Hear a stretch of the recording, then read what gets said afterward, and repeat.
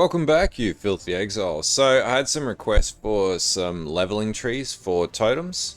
So I am going to deliver on that. So obviously we're going to be playing Volcanic Fissure on League Launch on Saturday, and we need a bit of an idea of what we're going to do. So I reworked the tree a bit, got some more inspiration, tanked it up to the point where it's now got Versatile Combatant. This is up to level 95, by the way, so it's not one of those stupid level 100 trees that are unobtainable.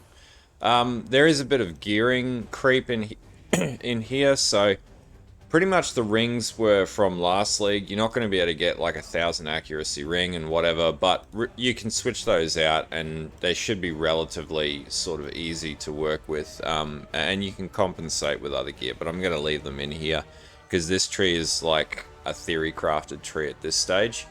Though it will work. So a couple of other things just to note in. Because we're running, we're going to be running Volcanic Fissure as our slam totem ability. It also has projectiles built into the skill, and they stack. So we're going to use Iron Grip, which means this is a strength stacker. So theoretically, because obviously Path of Building still hasn't been updated, the strength bonus should apply to the projectiles, which is going to amp up the projectiles. And we've seen the level 20 gems today, so I'm hoping that that should synergize pretty well. Another addition is actually adding in a Dying Sun as well, and this is like in the end game to get to, which will give you another 2 projectiles as well, and also increased area damage from those projectiles. So theoretically, this should amp up Volcanic Fissure, and we're like synergizing projectiles with totems, which is very different and really quite interesting. Now, skills, gearing, things like that. What I've basically done, and I'll quickly run you guys through what I've done here, and I'll put the tree in the description. I'm giving you a level 15 tree, a level 30 tree, a level 50 tree, a level 71 tree, and a level 95 tree to follow, with everything that you need to sort of just basically follow the structure. And obviously up to level 71 there's no cluster jewels in this setup, and then once you start acquiring cluster jewels, then you get to level 95 and you're pretty much double clustered out with 2 medium clusters. So as noted, this moves down to pick up Versatile Combatant, which gets you a pretty decent amount of defense. You actually get 50% block chance for both spell and attack, which is not too bad, and considering this is true block as well, not glancing blows block. So what that means is you're pretty much good on the block front, at least from a defensive layering standpoint. Now, with like the optimum, and this gearing on this isn't optimum, but there's some jewels and things like that, and probably a little more strength than what you're going to roll out the door with. It gets you to like an aggregate of 31 million. That being said, it's probably more realistic that you're going to be at like total aggregate 20 to 24 million, and lose a little bit of DPS with the changes to the rings and whatnot. But there's a little bit of playing around that you can do within the tree to sort of alleviate that and use different gems and whatever. This version of the tree also uses Determination and Tempest Shield. So, and that manages to come in just under with the unreserved mana. And I've actually I've also rejigged the tree, so we're currently using Tech Slam because it's pretty equivalent to Volcanic Fissure. We're actually using Lifetap on this as well, and we get about 644 life regeneration. So Lifetap should be pretty sustainable since it's a cast of 152 life. We regenerate a pretty good chunk of life, and we have nearly a 6,000 life pool. Now, I haven't tested that yet to see what the impact of that is, and it may be a bit egregious for this build, but we'll find out the hard way. Not to mention we also have like 1,000 plus leech, and this is coming off the Ascendancy, which is right here. So we get, I don't know if you can hear that dog in the background. So we get 2%, damage dealt by totems, leech's life, and we do a lot of damage with totems, so we have a pretty good leech recovery as well. And we also get leech off of Hinekora Death Fury as well. So, you know, the 5 damage leech back. So we got leech and a good amount of regeneration on the Chieftain and a good amount of tank ability. So realistically, 152 life cost shouldn't be too bad on this build, but we'll find that out as we go. That's more sustainable than trying to run this with mana at this stage, just because we can't get Replica's Conqueror's efficiency. But anyway, we'll see how we go. So just talking leveling tree. Now, I'm not going to go through and like tell you how to level all the gems up, but I will talk about like how to level up from the first act, and I'll get into that in a minute. So basically, you're sort of starting off in the Chieftain starting area or the Marauder starting area. We're going for damage spec here, so you know we're going up through the damage nodes. You could go life if you want a little more life. You don't really need to. Entirely up to you. And you could also go down and get Warrior's Blood as well. If you want more defense and a little more strength and more regeneration, then you could do that.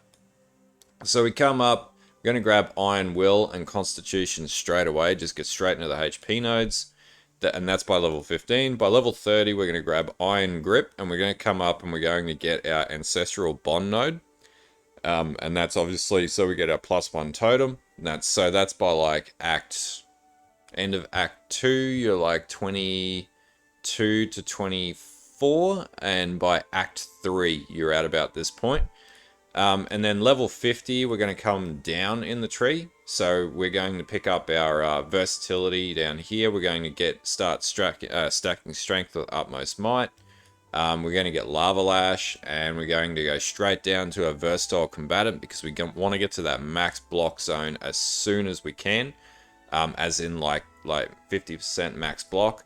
You know, True Block, that's going to give you a pretty good defensive kick up. Like it says effective hit pool 39, but remember our resistances at this stage are a little behind as well, so you know that's all okay.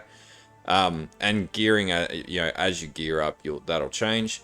Then you get to level 71 and you start picking up the nice to haves, as I like to call it. Crit. We pick up all these wheels in here. There is a Lethal Pride in here, and the benefit of this is it buffs up your strength by percentages. So just make sure the seed number on the Lethal Pride's at 17,000. And it needs to be the Warriors under Kaom as well. And the Conquered by Karui. So, you know, look for that one. You won't be able to get that straight away on League Start, but you know, as you're leveling up and progressing, you should be able to get that. And then we get to level 95 where we add our cluster jewels in. So we got double weighted advantaged and fuel the fight. You'll need to smite the weak or whatever to be able to get that. Now this is not going to be the cheap option straight away, so this is going to cost a little bit. So you know, there might be a bit of working around this to get this working. You're not going to get this one straight away. And then pretty much Ancestral Guidance and Ancestral Echo and Ancestral Guidance and Sleepless Sentries, which is going to give you Onslaught. And that's pretty much it for leveling. Now, Ascendancy-wise, I would say to Kahama's War Herald, into Moon's Presence next, and then into Sun's Light, and then Hinekora's Death Fury. And that's going to give you a fair bit of damage at that point. But we want to get that early leech and buff effect because that's going to give you a huge amount of damage. And that's pretty much it for the setup. So I guess I'll really quickly talk about you know, leveling up as a leveling guy, because this one's really easy because it's really available. Okay, so in the notes I've got a bit of notation in here for what you need to do. Now, early leveling, really straightforward stuff. Level 1, you're going to start with Marauders or Chieftains, or Marauders because you're not a Chieftain yet at level 1. Pretty much you're just going to focus on getting Ground Slam as your first skill. Like, you could do a number of things like Molten Strike if you wanted to. I've always found a two-hand weapon with Ground Slam is always the best way to level up with a Marauder. And then Chance to Bleed, which you get when you're coming off, or Ruthless, potentially. When you're leveling up. So if you got Ground Slam plus Chance to Bleed, then you know, when you hit enemies, you do dot, and that early leveling phase is really good because you can sort of whack them, walk away, and they'll just die and fall apart. Once you get to your 3 link, you want to add Lifetap in, and then you're going to run Vitality and potentially Clarity, depending on if you have a mana requirement, but I just run Vitality, and that should sustain Lifetap. And you want to get your you want to add Ancestral Protector Totems in as soon as possible, because this is just really good for taking out early bosses. Now, Earthbreaker is going to become available by level 12. And at that point, you can actually turn your Ground Slam skill into Slam Totem.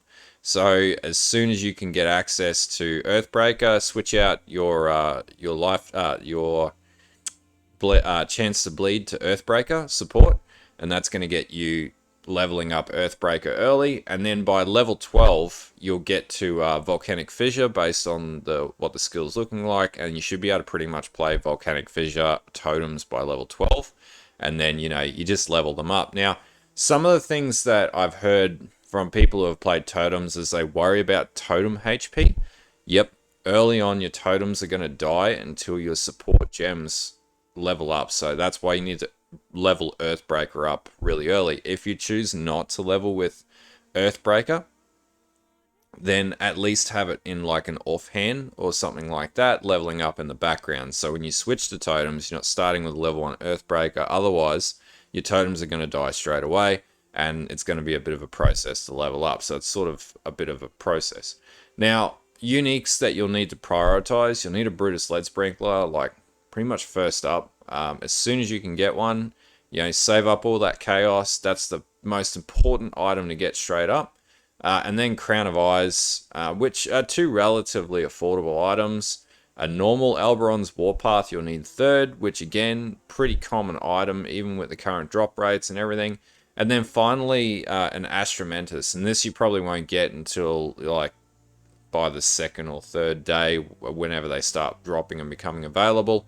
But these are pretty much like the 4 key items. Now, are they like super rare, like hard to get? Nah, these are pretty like straightforward chill AF items to get as you're leveling up. So like from a unique standpoint, this build's relatively easy to level up.